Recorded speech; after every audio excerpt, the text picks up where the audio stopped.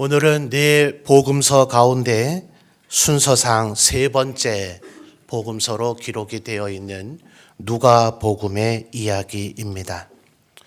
여러분, 네 복음서가 어떤 목적을 가지고 예수님에 대한 묘사, 예수님을 설명했는지 이제 암기하실 수 있겠죠? 마태복음은 어떤 예수님을 기록했다고요? 왕이신 예수님. 마가복음은요, 종으로 섬기기 위해서 오신 예수님. 세 번째 오늘 살펴볼 누가복음은 인간, 참된 사람으로 오신 예수님입니다. 다음 주에 살펴볼 요한복음은 참 하나님이신 예수님에 대해서 설명을 하고 있는 그런 내용입니다. 여러분은 사람이라고 할 때 어떤 느낌이 드십니까? 사람은 모두 다 사람이겠죠. 근데 그건 사실은 오늘날의 생각이죠. 고대의 사람들은 다 똑같은 사람이라고 여기지를 않았죠. 그래서 보통 사람이 아닌 특별한 사람, 대단한 사람, 위대한 사람이라고 스스로들을 여겼습니다. 심지어는 그들 가운데서는 나는 보통 인간이 아니야, 나는 사실은 신이야 라고 여기는 인간들이 있었는데 주로 그들은 왕족들이죠. 그러니까 우리가 생각할 때는 사람은 모두 다 동일한 사람이 아니겠는가 라고 생각하겠지만 사실 그 의미를 곰곰이 생각을 해보면 소위 사람이라고 우리 모두 다 사람이긴 하지만 실상은 그 의미 속에는 힘없고 돈 없고 권력이 없는 정말 너무나 평범한 그런 사람들을 흔히 사람이라 이렇게 이야기하는 거죠. 예수님은 과연 그런 분이셨는가? 그렇죠. 그런 모습으로 우리 가운데 오셨죠. 그래서 누가는 예수님의 그 탄생의 모습, 특별히 마태와 대비해 볼 때 마태는 동방에서 온 박사들이 유대인의 왕으로 나신 이가 어디 있느냐 이렇게 묻잖아요. 그러나 예수님을 누가는 말구유에 누이신 예수님으로 묘사하죠. 누가 자기가 태어난 아기, 그 귀한 아기를 말구유에 누일 사람이 어디 있겠어요? 사람들 가운데 정말 비천하고 가장 비참한 사람들이라 하더라도 자기의 자식만은 너무나 고귀한지라 그런 데에 누이려고 하지 않을 겁니다. 그러나 예수님은 그 탄생으로부터도 그런 비천한 낮고 천한 사람의 모습으로 우리 가운데 오셨다. 그래서 예수님의 어머니 마리아의 잉태와 출산의 과정, 그리고 마태복음 1장에서는 아브라함과 다윗의 자손, 바로 다윗의 후손이신 왕손이시다라는 것을 강조하는 족보를 기록하고 있다면 누가복음 3장에서는 마리아로부터 조상으로 거슬러 올라가는 인간의 족보로서의 예수님의 족보를 기록해 주고 있습니다. 여러분, 이 누가라고 하는 사람이 유대인이 아니라는 걸 아십니까? 이 사람은 유대인이 아닙니다. 아마 로마인일 것이라고 보기는 합니다만 성경에 명확히 어느 종족, 어느 민족이라는 것을 명시해 주고 있지 않기 때문에 초대교회는 약간 의견들이 엇갈리는 전승들이 있습니다. 수리아 안디옥에서 바나바와 바울이 안디옥 교회에서 지도자가 된 후 선교 사역을 하게 된 이후에 누가가 동참했을 것이다 라고 보기 때문에 수리아 사람이라고 보는 이가 있는가 하면 정통 라틴인이라고 보는 이들도 있기는 합니다. 그러나 성경이, 다시 한번 말씀드리지만 성경이 정확히 명시해주고 있지는 않기 때문에 어느 민족이라 하기는 어려우나 분명한 것은 유대인은 아니라는 이야기입니다.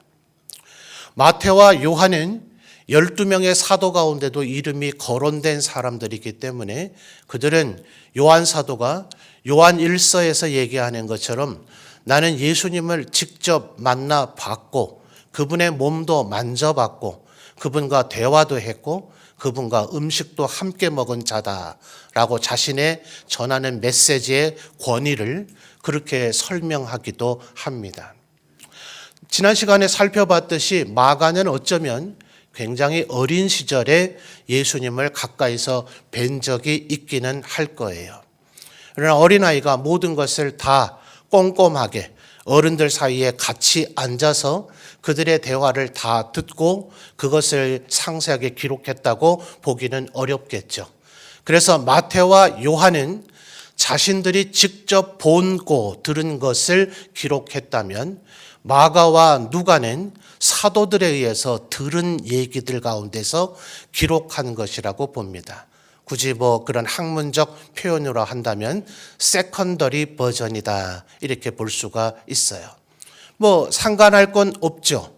마태든 요한이든 마가든 누가든 예수님이 행하신 모든 일, 예수님께서 말씀하신 모든 것을 기록했다면 요한 사도도 말하기를 그 분량이 너무나 많아서 이 세상에 둘 수가 없었을 겁니다.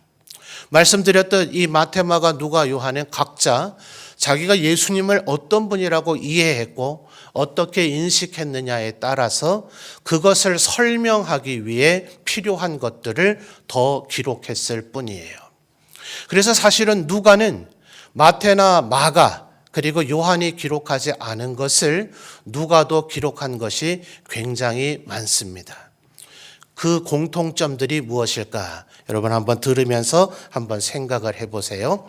오늘도 예배 마친 후에 가능하면 동영상을 한두 번 좀 다시 보면서 제가 인용하는 장들을 직접 찾아서 우리 성도님들이 복습하며 확인을 해보셨으면 좋겠습니다. 7장을 가보면 다 이거 누가복음에만 나오는 얘기들이에요.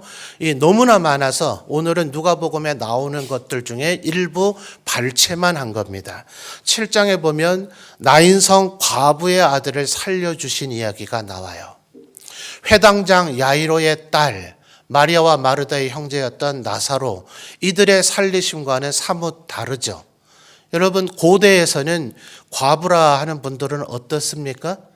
남편이 없다면, 아버지가 없다면, 그리고 아들이 없다면 그들은 생계를 이어갈 방법이 거의 없습니다. 바로 이 나인성 과부의 아들을 살려주셨다. 장례 행렬이 나가고 있는데 이 사람이 도대체 누군지, 그 아들의 이름이 뭔지, 그리고 그 어머니 나인성 과부라고 여겨지는 이 여인의 이름이 뭔지조차도 알려주지 않을, 말하자면 그 여인에게 도와주지 않았다 하더라도 그 누구도 그 사람을 위해서 대변해 줄 사람이 없을 그런 존재가 나인성 과부였는데 그의 아들을 되살려 주셨더라 하는 겁니다. 우리 여자 성도님들은 좀 귀담아 들으시면 좋겠어요. 8장의 한 1, 2, 3절 어간을 보면 예수님을 도운 여인들의 이야기, 이름들이 목록이 나옵니다. 다른 복음서에는 말씀드리지만 기록되어 있지 않아요. 10장에 가면 그 유명한 비유의 얘기가 나오는데 선한 사마리아인의 비유입니다. 자, 여러분 너무 많이 열거하고 공통점이 뭡니까? 라고 퀴즈를 드리면 풀기 어려우실 것 같아서 지금쯤 여쭤볼까요? 공통점이 뭐겠어요? 과부와 여인들과 사마리아인. 이것을 적은 누가는 이방인입니다. 당시 여전히 아직 이 복음서가 기록될 때만 하더라도 바울 사도가 거의 외롭게 싸웠죠. 주님은 분명히 이방인들에게도 복음을 전하라고 하셨다. 그런데 사도들조차도 안디옥인 이방인들에 의해서 세워진 최초의 교회 아닙니까? 거기에 와서 식사하고 있던 바나바와 베드로조차도 유대에서 바리새파 그리스도인들이 올라왔다 하니까 지금까지 이방인과 식사를 잘 하고 있다가 베드로가 마치 이방인들과 마주 앉지 않고 밥 먹지 않고 대화를 하지 않았던 것처럼 흉내를 냅니다. 그러니 바나바가 나도 이래야 되는 거 아닐까? 나는 괜히 이방인과 밥 먹었다고 그냥 하고 있다가 혹시 예루살렘에 있는 우리 유대인 형제들에게 질타를 받는 게 아닐까? 그것 때문에 바울 사도가 자기보다 베드로나 또 바나바나 많은 연장자며 또 교회 안에서의 권위로서는 비교할 수 없이 바울 사도도 훌륭한 사도이지만 베드로와 바나바만 하겠습니까? 그런데도 내가 그 두 사람을 강력하게 질타했다. 지금 뭐 하는 짓이냐? 아마 이런 식으로 얘기를 했겠죠. 그럴 정도로 갈라디아서에서 그 내용이 기록되어 있을 정도로 아직까지 바울 사도가 주님께서 분명히 얘기하셨지 않느냐? 부활하신 후에 아버지께서 나를 이 세상에 보내신 것처럼 나는 너희를 세상에 보내노라 하면서 갈라디아인들에게 바울 사도가 논증하기를 먼 옛날 우리의 조상 아브라함에게 하나님께서 7가지 축복을 약속하시며 너로 말미암아 세상 모든 민족이 복을 받게 되리라고 말씀하셨지 않더냐. 그럼 여기서 말하는 모든 민족이 누구냐? 이방인이 아닐 수가 없지 않느냐. 이렇게 바울 사도는 가는 곳마다 강력하게 논증해야 될 정도로 분명한 예수님의 명령이 있었지만 아직 초대 교회는 이방인을 향한 배려할 마음이 온전히 준비되어 있지 못하더라. 그 가운데 바울의 조력자가 되었던 누가의 모습, 그는 아마도 사도들에게 예수님에 대한 이야기를 많이 들었을 겁니다. 온갖 얘기를 다 들었을 거예요. 그런데 그의 뇌리 속에 계속 남아있고 그가 결국 기록까지 해서 후에 사람들에게 알려주고자 했던 것은 예수님은 누구를 돌아봤다고요? 과부의 아들을 살려주셨고 그가 비유 속에서 등장했던 가장 의로운 선한 사람은 사마리아인으로 묘사가 되었고 예수님을 도왔던 여인들의 이름이 이렇게 있다라는 것을 후세 사람들에게 알려줄 정도로 그때만 하더라도 여인들은 더군다나 과부는 더군다나 사마리아인은 교회 안에서 전혀 존재 가치가 인정되지 않는 그런 이들이었더라 하는 겁니다. 계속해서 누가만 기록하고 있는 얘기는 10장 끝부분을 가면 그 유명한 마르다와 마리아의 이야기를 합니다.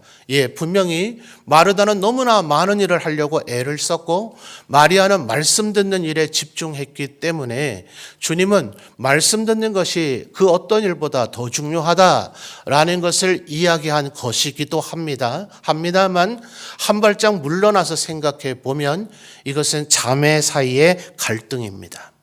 12장으로 넘어가 보면 어떤 이가 와서 예수님, 우리 형님한테 유산을 혼자 독차지하지 말고 저하고 좀 나누라고 말해주세요. 이렇게 얘기를 하니 예수님께서 내가 너희들 가운데 재산을 분배하는 자로 사는 줄 아느냐?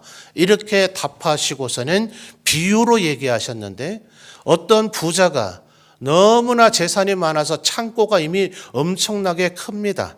그런데 또 풍년이 들어서 재산이 많아지자 이 창고를 헐고 더 크게 지어야 내 모든 재산을 쌓아놓고 살겠는 걸 할 때에 하나님께서 내가 만약 오늘 밤 너의 영혼을 되돌려 되찾아간다면 너의 이 재산이 누구 것이 되겠느냐 이렇게 말씀하셨다는 물질과 재물의 노예가 되지 말고 하나님의 영광을 위하여 살아야 될 것을 주님은 말씀하셨습니다.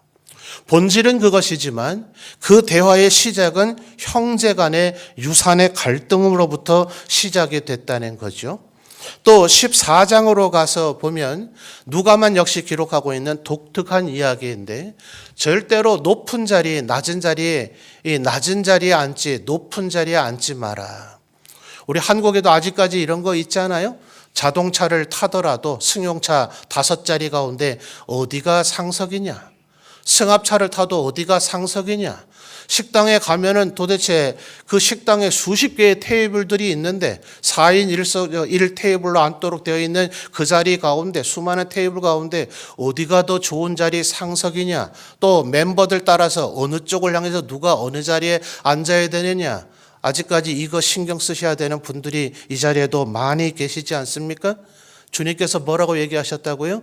괜히 상석, 높은 자리라고 여겨질 법한 자리에 앉았다가 니까 전 놈이 뭔데 거기에 앉아있느냐? 저 끄트머리에 가서 앉아라 라는 말을 듣지 말고 애초부터 낮은 자리라고 여겨지는 자리에 앉아있다가 차라리 거기에서 왜 여기 앉아 계십니까? 저쪽에 가서 앉으셔야죠 라는 말을 듣는 것이 더 나을 것이다. 자, 여러분, 계속해서 지금 누가가 머릿속에 기억을 했다가 기록하고 있는 예수님의 모습이 뭡니까? 가장 가난하고 약한 자들을 도와줘야 된다는 것들, 그걸 예수님께서 언제나 배려했다는 것들을 기록할 뿐만 아니라 우리 인간관계가 어떠해야 되는가를, 바로 사람의 이야기죠. 우리는 예수님을 믿고 예수님 앞에 구원을 받은 그 순간 천국으로 우리의 몸이 리프트되지 않습니다. 여러분, 지금 이 세상에 계속 살고 있는 게 우리에게 정말 좋은 겁니까? 천국 가는 게 좋은 겁니까? 여러분의 믿음대로 대답해 보십시오. 왜 이렇게 대답을 못합니까? 우리가 천국을 가는 것이 절대적으로 안전하죠. 저 지금 감기 걸려서 골골하잖아요. 이 세상에 사니까 이렇게 질병이 걸리지, 천국에 가면 더 이상 우리 질병 걸릴 일이 없습니다. 아무리 내 몸의 체력과 컨디션을 좋게 유지하고자 하더라도 이제는 오후 무렵만 되면 벌써 피곤해서 힘든 분들 이 자리에 많이 계시죠? 천국에 가면 더 이상 피곤함은 절대로 느끼질 않습니다. 주일날 예배드리며 말씀드리며 내가 하나님의 영광을 위하여 살아야지 아무리 다짐하고 결단하지만 장담하건대 오늘 잠자리에 들기 전에 회개해야 할 일들이 우리에게 많이 일어날 겁니다. 천국에 가면 이런 일을 더 이상 해야 될 필요가 없으니 우리가 예수님을 믿고 구원받아 하나님의 백성이 된 순간 이 세상의 삶을 끝내버리고 천국에 가는 것이 비교할 수 없이 결단코 가장 좋은 일이지만 주님은 그렇게 하지 않으시고 우리를 여전히 이 땅의 삶을 살게 하신단 말입니다. 분명히 우리가 이 땅에서 이루어야 할 사명이 있기 때문에 그렇긴 해요. 그런데 한 발짝 물러나서 생각하면 우리가 하나님을 믿고 하나님의 백성이 된 이후에 주께서 우리를 부르시는 그 순간이 될 때까지 우리는 이 세상에서 뭐 하며 살아야 됩니까? 여전히 사람으로서, 이제는 예전에 죄악된 사람으로서의 옛 사람으로서 사는 것이 아니라 하나님 안에서의 새 사람으로, 이제는 죄악된 썩어질 사람이 아니라 성령의 사람으로 살아야 되는데 누가복음은 우리는 어떻게 살아야 될 것인가 라는 사람들의 이야기가 너무나 많이 나오고 있더라 하는 겁니다. 그래서 15장에 가면 그런 얘기가 나와요. 이 여러 가지 천국에 대한 비유도 나오지만 하나님을 탕자, 재산을 분배받아서 집을 뛰어나가서 거지가 되어져 버린 탕자의 이야기가 15장에 나옵니다. 16장에 가면 불의한 청지기, 그래서 해고를 당하게 되죠. 그래서 그 사람이 오히려 더 심한 죄악을 저지릅니다. 주인의 장부를 위조를 해가지고 주인에게 빚을 갚아야 될 사람들의 장부를 다 위조해서 그 빚을 현저히 줄여줍니다. 그러면 이제 내가 이 청지기에서 해고되고 나더라도 저 사람들이 나에게 도움을 주겠지 하면서 예수님은 정말 예수님이 하신 비유 중에서는 가장 어려운 비유라고 보통 평가가 되는 비유인데요. 끄트머리 이 얘기를 하시고선 불의한 재물로 사람을 사기라 이렇게 얘기합니다. 결국 뭘 얘기하죠? 사람들 사이의 인간관계. 이 세상에서 재물을 쌓아놓는 것보다 사람들과, 아까 자매의 갈등, 형제의 갈등 얘기했잖아요. 사람들과의 관계에서 내가 예수 믿고 하나님의 백성이 되었다면 이제는 어떠한 관계를 다른 사람들과 맺으며 살아야 되느냐, 요 얘기를 지금 누가는 예수님의 말씀 가운데서 발췌해서 기록을 하고 있단 말입니다. 그래서 16장 뒷부분에 또 보면 누가복음에만 나오면 부자와 거지 나사로의 이야기. 알고 계시죠? 부자 집에서 밑에서 개들이 흘린 거나 주워 먹게 되는 그 거지 나사로가 결국 천국에는 누가 갔습니까? 부자가 가지 못하고 거지 나사로만 천국에 갔더라. 17장에 가보게 되면 10명의 문둥병, 나병 환자가 치유함을 받았어요. 예수님의 권능에 의해서 치유함을 받았는데 나머지 9명은 빨리 제사장에게 가서 자기 몸이 나았다는 걸 보여드려야 자기 원래 살던 집으로, 마을로, 직장으로 되돌아갈 수가 있습니다. 그동안 격리 생활, 추방된 생활을 했으니 어서 빨리 자기 집안 식구들에게 돌아가고 싶지 않았겠어요? 그래서 예수님께 감사 인사하는 것조차 잊어버렸습니다. 10명 가운데 딱 한 명만이 되돌아와서 예수님께 자신의 몸을 고쳐주신 것을 감사했는데 그는 누구일까요? 사마리아인이었더라. 다시 한번 사마리아인의 얘기가 나오죠. 그러니까 예수님이 행하셨던 수많은 일들과 이야기 가운데서 사마리아인, 여자, 과부, 그리고 가난한 거지, 주님은 이들의 친구가 되셨고 이들을 돌보아 주셨다. 그러니 우리도 어떻게 해야 된다는 얘기입니까? 이 세상에 하나님의 백성이 됐으면 주님이 부르시는 그날까지 이런 자들을 돌아보는 사람들이 되어야 한다는 거예요. 그런데 쉬울까요? 어려울까요? 이 자리 우리 가운데 누가 그 일을 할 만한 사람이겠습니까? 혹시 우리 가운데 그래도 삶의 여유가 있고 돈의 여유가 있는 사람이 그렇게 해야 되지 않느냐라고 하시렵니까? 한번 앞뒤 좌우를 돌아보십시오. 우리 가운데 누구 정도쯤 돼야 다른 사람을 돌아볼 만한 부유한 사람입니까? 누가 그렇게 물질에 여유가 있는 사람입니까? 주님은 그런 어떤 기준선을 얘기하지 않았어요. 월 수입이 얼마 정도 되는 사람, 재산을 어느 정도 축적해서 재산세를 얼마 이상 내는 자는 반드시 주위에 있는 사람들을 돌아보라. 그렇지 않은 자는 돌보지 않아도 내가 면제하리라. 이런 기준선을 얘기해 주신 적이 없단 말입니다. 그래서 19장을 가면 삭개오 그 유명한 세리장의 이야기가 역시 누가복음에만 나옵니다. 계속해서 누가가 하고 있는 얘기가 기억이 되어지십니까? 우리는 주님의 사람으로 오신 주님에 의해서 구원함을 받고 은혜를 받은 사람이다. 주님께서는 이 땅에 오셨을 때도 부자와 힘 있고 권력 있는 자, 학식 있는 자, 재벌들 그들과 교류하고 그들과 친분을 나누신 것이 아니라 이 세상 그 누구도 돌아보지 않을 고아와 과부와 여인들과 거지들과 사마리아인들과 이런 사람들을 늘 돌보고자 하셨다. 우리도 바로 그런 은혜 때문에 구속함을 받은 사람이니 누가는 어느 나라 사람이라고요? 어느 나라 사람인지 모르지만 그가 비유대인인 것은 분명하다. 이방인으로서 구원함을 받아 예수님의 일대기를 적는 자리에 이르게 되었으니 누가의 감격이 얼마나 컸겠습니까? 주님께서 우리를 이토록 사랑하여 주셨으니 우리도 주님을 그렇게 연약한 자들을 사랑하며 섬겨야 된다는 거예요. 그러나 다시 한번 말씀드리지만 이 일은 결단코 그렇게 쉽게 할 수 있는 일이 아닐 겁니다. 그래서 주기도문, 바로 예수님께서 가르쳐 주신 기도가 어디에 나온다 하지요? 마태복음 6장에서 나오기 때문에 우리는 흔히 기도의 이야기 하면 마태복음을 많이 떠올릴 겁니다. 그러나 정작 기도에 대한 이야기는 누가복음에 더 많이 나오고 있다는 걸 아십니까? 자, 한번 살펴볼까요? 이건 중요한 얘기니까 몇 군데만 좀 살펴보죠. 11장을 좀 찾아보시겠습니까?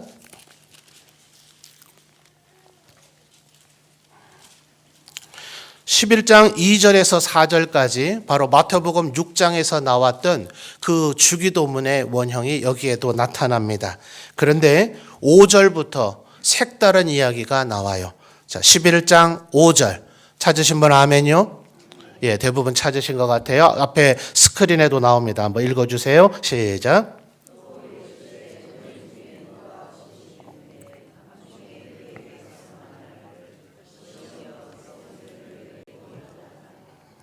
한밤중에 친구가 와서 떡 3덩이를 빌려달라는 거예요. 친한 친구라면 줄 수도 있겠죠. 근데 6절을 보면요, 자기가 먹겠다는 게 아닙니다.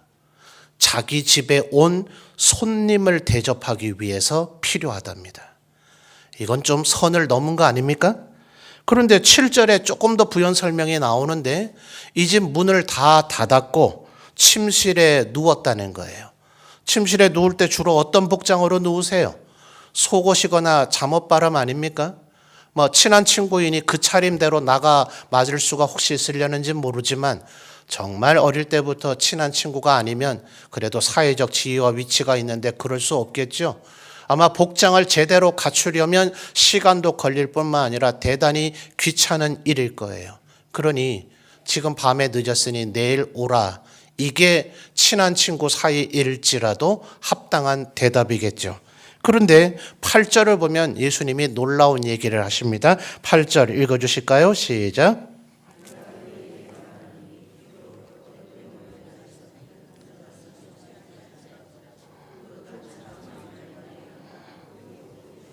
아멘. 뭐 때문에 주게 될 것이라고요? 간청한다면.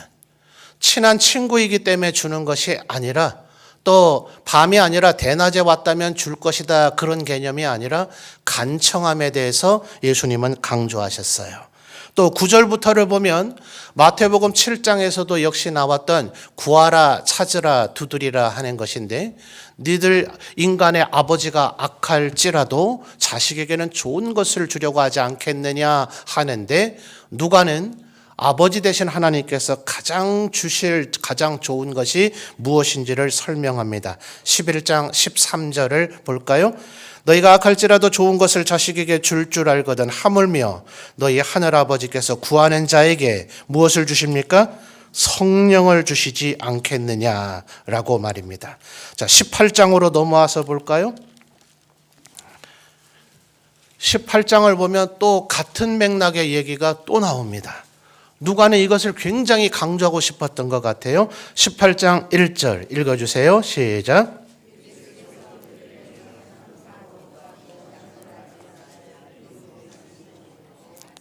아멘. 자, 비유의 얘기를 하셨는데 무엇의 주제입니까? 항상 기도하고 낙심하지 말아야 될 것을 비유로 설명하셨는데요. 2절부터가 비유의 이야기입니다. 어느 도시에 하나님을 두려워하지 않고 사람을 무시하는 한 재판장이 있었는데, 또다시 3절을 보면 또 과부가 등장합니다. 재판장이 이 사람의 간청은 들어주지 않아도 그 누구도 재판장님 너무한 거 아닙니까? 그 불쌍한 사람 얘기는 좀 들어주셨어야죠 라는 두둔하는 얘기를 해줄 존재가 한 명도 없는 사람, 이게 과부입니다. 친척이 있으면 그 아무개 친척의 보호를 받기 때문에 과부란 표현으로 등장되지가 않습니다. 그런 사람조차가 없는 존재를 성경에서 과부로 표현을 하는 거거든요. 그런데 5절을 보면 여기도 마찬가지입니다. 아까 11장에서는 친구의 간청함 때문이었는데 5절을 보니까 뭐라고요? 이 과부가 나를 어떻게 해요? 번거롭게 하니 그 번거로움 때문에 빨리 들어주고 이 일을 끝내야 되겠다. 그래서 7절에 이렇게 얘기하죠. 하물며 하나님께서 그 밤낮 부르짖는 택하신 자들의 원한을 풀어주지 아니하시겠느냐. 그런데 예수님이 묘한 반전을 얘기하십니다. 8절에 뭐라고 얘기합니까? 그러나 인자가 올 때에 세상에서 믿음을 보겠느냐. 지금 누가가 강조하는 것은 뭡니까? 우리가 하나님의 은혜를 누리는 방법, 그리고 하나님의 백성으로 다른 사람들과 함께 새 사람으로 영광 돌리며 사는 방법은 결국 뭐라고요? 기도다. 기도하여 하나님의 성령의 기름 부으심을 받고 성령의 은혜를 받은 사람은 자매 간의 갈등도 극복하고 형제 간의 갈등도 극복하고 오히려 주위에 가난하고 헐벗고 굶주린 자들을 돕고 베풀고 나눠주는 축복의 통로로 살아가게 될 것이다. 뭐가 있다고 그렇게 살아갑니까? 하나님께서 그런 의지를 가진 자는 그렇게 살아갈 수 있도록 만들어 주신단 말입니다. 그게 아브라함에게 주셨던 약속이죠. 내가 너에게 복을 주겠다. 너는 복덩어리가 될 것이다. 네가 다른 사람에게 복을 주는 존재가 될 것이다. 그러니 누가는 하나님의 성령을 힘입어서 새 사람 된 우리는 그런 존재로 살아야 된다는 거예요. 그래서 강력하게 하나님 앞에 간청하라. 하나님을 번거롭게 할 정도로 기도하라. 그런데 8절에 뭐라고 여운을 남겼다고요? 이렇게 말하지만 과연 이렇게 할 사람이 몇 명이나 될까? 이렇게 여운을 남기더라 하는 겁니다. 오늘 이 시간에 이 말씀을 듣는 우리 성도님들도 스스로 결단하십시오. 이런 얘기를 듣고 많은 자가 될 것인가? 아니면 하나님 앞에 기도하는 자가 될 것인가? 21장으로 또 와볼까요? 우리 오늘 본문은 22장입니다만 21장 36절을 보시죠. 이것은 종말에 대한 얘기입니다. 아까 불의한 재판관의 얘기를 하는 18장에서도 항상 기도하고 깨어 있어야 된다라고 얘기했죠. 21장 36절 같이 읽어볼까요? 이러므로 너희는 장차 올 이 모든 일을 능히 피하고 인자 앞에 서도록 항상 기도하며 깨어 있으라 하시니라. 무엇을 위해서 항상 기도하고 깨어 있어야 된다고요? 그 바로 앞에 뭐가 나옵니까? 인자 앞에 서도록. 누가는 우리가 구원을 이루는 길, 구원받는 유일한 방편이 기도라고까지 이야기를 하고 있어요. 여러분, 오늘 우리가 읽은 이 본문의 말씀은 예수님께서 십자가에 달리시기 위해서 붙잡히시기 직전 감람산에서 기도하신 거죠. 예수님께서 제자들과 함께 감람산으로 이동하기 전에 예수님을 팔아먹을 가룟 유다는 이미 그 자리를 떠났습니다. 그런데 그는 성전 경비대를 찾아 온 예루살렘을 헤매지 않고 단숨에 예수님이 계신 자리로 찾아올 수 있었습니다. 왜요?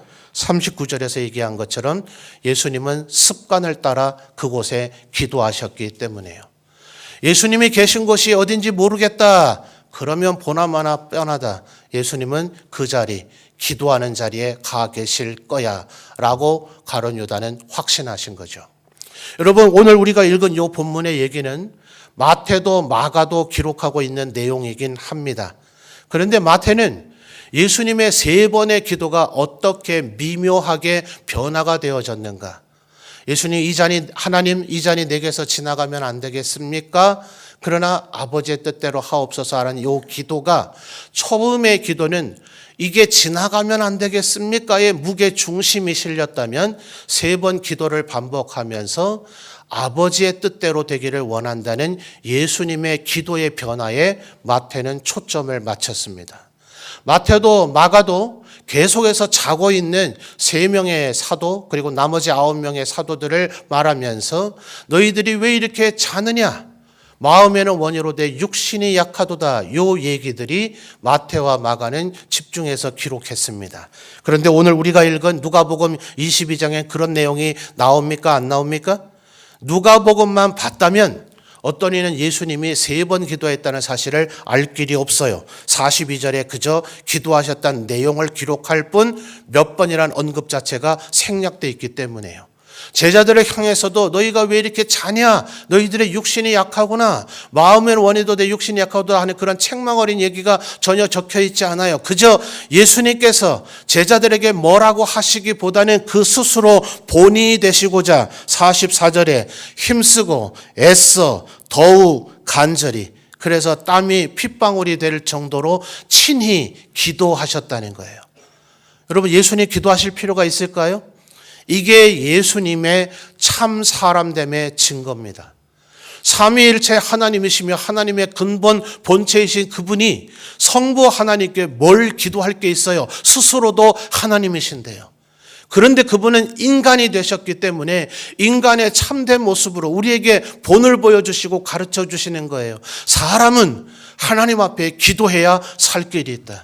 사람은 하나님 앞에 기도할 때 하나님의 은혜와 성령의 기름 부으심이 그에게 임한다. 사람은 기도해야 마지막 그날 예수 그리스도 인자 앞에 서게 될 것이다. 사람은 기도해야 하나님의 은혜를 누리게 될 것이다 라는 것을 말로 강변하신 것이 아니라 스스로 기도하는 모습을 보여주셨다. 이것이 누가가 기록해서 우리에게 알려주고자 하는 예수님의 모습입니다. 사랑하는 성도 여러분, 예수님이 근본 본체 하나님이셨으나 친히 인간이 되셔서 우리를 구하셨습니다. 낮고 천한 이방인들, 우리 다 이방인 아닙니까? 우리 유대인 아니에요. 이방인들, 거지와 같은 자들, 배우지 못한 자들, 그리고 여인들, 그들을 사랑하셔서 우리를 지금 하나님을 예배하는 자로 만들어 주셨습니다.